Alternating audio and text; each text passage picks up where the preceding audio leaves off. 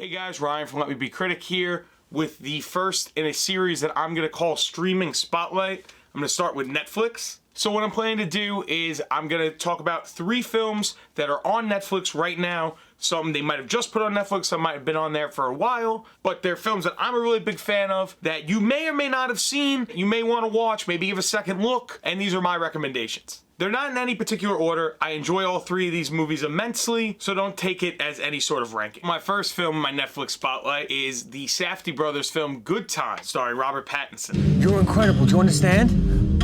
Yeah. I'm serious. You think I could have done that without you standing next to me being strong? Are you feeling this? Are you feeling the cause I'm feeling right now? Yeah, I'm cold. So I told you about my brother, yeah? Something happened. I don't know exactly what. He's been arrested. He's being held at Rikers Island. Love? Oh my God, that's awful. You need another 10 grand. You get another 10 grand, your brother will get out. As you may have seen in my review of Uncut Gems, I am a very big fan of the Safdie brothers, and I absolutely love Uncut Gems. And if you've seen Uncut Gems, I'd highly recommend Good Time. And if you haven't seen Uncut Gems, I recommend Good Time even more.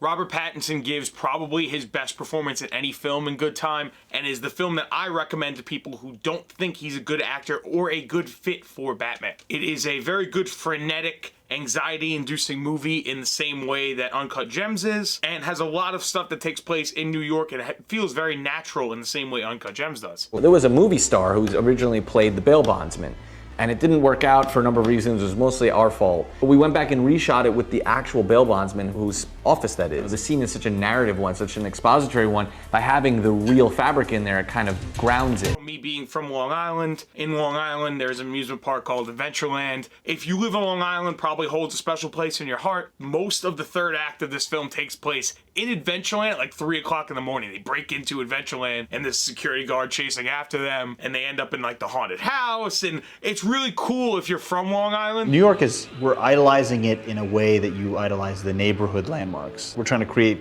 new Empire State Buildings for each neighborhood. When we went and looked for locations, it was very important that each one was an iconic thing.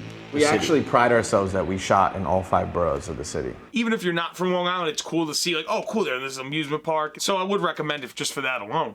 Another film I would recommend that just came on Netflix is the film Molly's Game. You know how many witches were burned in Salem? How many? None. They didn't burn witches, it's a myth. They hanged them. I read your indictment after I got your call last night, and I bought your book. Do you understand that you are charged with operating an illegal gambling business? I'm getting that you don't think much of me, but what if every single one of your ill-informed, unsophisticated opinions about me were wrong? Be amazed. Molly's Game is from Aaron Sorkin. This is the first film Aaron Sorkin has directed, but you probably know Aaron Sorkin as a writer. Aaron Sorkin has written things such as The West Wing, he wrote A Few Good Men, The Newsroom. 2 biggest things that he's written that most people know is The Social Network and Steve Jobs. Like I said, this is his first film directing. It is the story of Molly Bloom, which is a true story about a woman who used to run underground poker games in Hollywood with a lot of elite celebrities. I'll be hosting a game in this suite every Tuesday night. First buy-in, $250,000. That's gonna make noise. She then moves to New York, where she builds kind of a underground poker empire with New York's elite until it all comes crumbling down. Molly Bloom is played fantastically by Jessica Chastain in one of her finest performances. It also has Idris Elba playing her attorney. A lot of people have looked for a Idris Elba performance to kind of pull them into becoming an Idris Elba fan, because a lot of the films he's in, he either has a very small role or it's not a very good movie. This is a fantastic movie, and although he is not the lead of this movie, I would argue he's the male lead, and he gives a very good performance. This film also has appearances from Kevin Costner playing Molly's father, and Michael Cera playing a character that's totally not based off Tobey Maguire. It's totally, who told you that it's based off Tobey Maguire? I didn't say that it's based off Tobey Maguire. It's probably based off Tobey Maguire. If you know anything about the story, or if you know anything about Tobey Maguire as a person, or the fact that he was a huge poker player at one time, he probably still is. He was in World Series of Poker at one time. I remember watching that as a kid. Michael Cera gives probably the best performance of Michael Cera's career. He's got like 3 good performances. 4 if you count This Is the End. That's probably the best one, because he has the juice box. Player X. I'm all in. Player X subscribed to the belief that money won was twice as good as money earned. He lived to beat people and take their money. Molly's Game is a fantastically written film, of course, because it is Aaron Sorkin. And you can see Aaron Sorkin pulled from a lot of the filmmakers that he has worked with. He's worked with filmmakers from Danny Boyle to David Fincher to Rob Reiner. He's learned from all of them, and he's become a very good filmmaker in his own right. I look forward to his next film. He's doing a film about the trial of the Chicago 7. I think the reason why this film wasn't as big was because it was Aaron Sorkin's first film as a director. It didn't have as much of a following as like Steve Jobs would or Social Network, and it's not as big of a story, although I would say it fits perfectly with those films. The way the story is structured, where it's a lot of flashbacks and narration, is done very well, and I think pleads the case of Jessica Chastain's character a lot better and feels probably a lot closer to the book that it's based off of. My last recommendation is the oldest movie out of the three that I recommended. Those past two came out within the past 5 years. This is a film from 2007 that just came on Netflix, which is the Nick Cassavetes film Alpha Dog. Johnny ran the show. Paying $500. A drug dealer? No. Did he sell a little? Yeah. Yo, Johnny, isn't that the brother of the guy who owes you money? You kidding me? Hello. Hey, what's up? I didn't do anything! This is all gonna get squared away soon, I promise. Kid's older brother owes money, and Johnny's holding him like a marker or something until he gets paid. So you're like ransom or something. That's hot. It's okay. It's like another story to tell my grandkids. Stolen boy. What kind of problems am I looking at? If you asked for ransom, You're probably looking at life. But what if I were to offer you $2,500 just to kill the kid?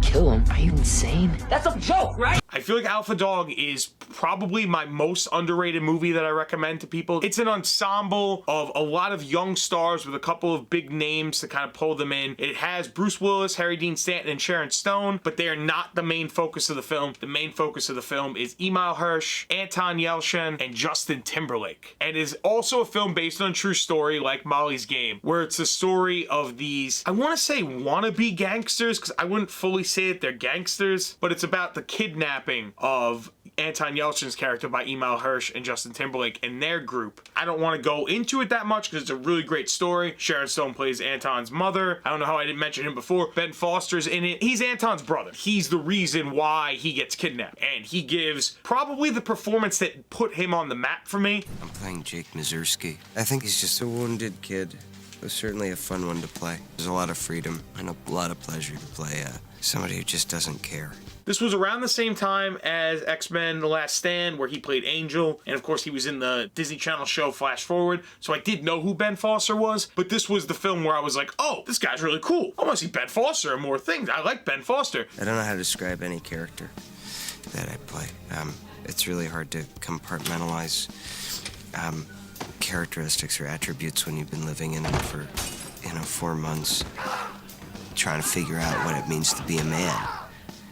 And playing gangster, and then realizing the line between playing and becoming is really thin. I found that really appealing. A lot of what I like about him in Hell or High Water, I first saw in Alpha Dog. A lot of that quiet intensity that he brings. This was also the film that put pretty much all of these actors on the map for me. A guy who is the handler of this 15-year-old hostage, who the hostage looks up to, idolizes, hangs out with, they befriend each other, and I thought, who better to idolize than Justin? It was the first time I remember really liking Justin Timberlake in a movie. It was the first time I remember seeing Anton Yelchin or Emil Hirsch in a film. It's not the first time I saw Sharon Stone or Bruce Willis, but they give good performances. Bruce Willis probably gives like a phoned-in Bruce Willis performance. He's not in it a lot. He's Emil Hirsch's father, might also be a gangster. A lot of the film, like Molly's Game, is a very interesting story structure. It doesn't tell you what happens, but it gives you an idea of, okay, this person's gonna be involved. And as the story unfolds, you get pulled in more to the characters, and you sympathize with certain characters. And some characters really are vilified in this film. Nick handled this material so well, and I cared about these people, and they're not necessarily likable, and I think that's the quality that I responded to the most. And like I said, Alpha Dog is probably, out of the three, the highest I'd recommend because it's the one that's least known. It is known somewhat, but it's not that talked about. And I feel like a lot of times when I bring up Alpha Dog, people are like, what's Alpha Dog? Like, people have maybe heard of Good Time, they maybe heard of Molly's Game, but people have not really heard of Alpha Dog. So I want to take this time to really say, go watch Alpha Dog. But go watch all 3 of these movies, guys. So that's my spotlight. I'm gonna do a couple more of these. I want to do a Hulu one. I have another list of Netflix ones. I want to do shows too. I'm probably gonna do a Disney Plus one. So watch my recommendations, guys. Let me know what you think in the comments. What else would you like to see me recommend? Are there any things that you think are on Netflix that nobody really talks about that you think should have a sort of spotlight like this? Anyway, guys, I'll catch you tomorrow for another video.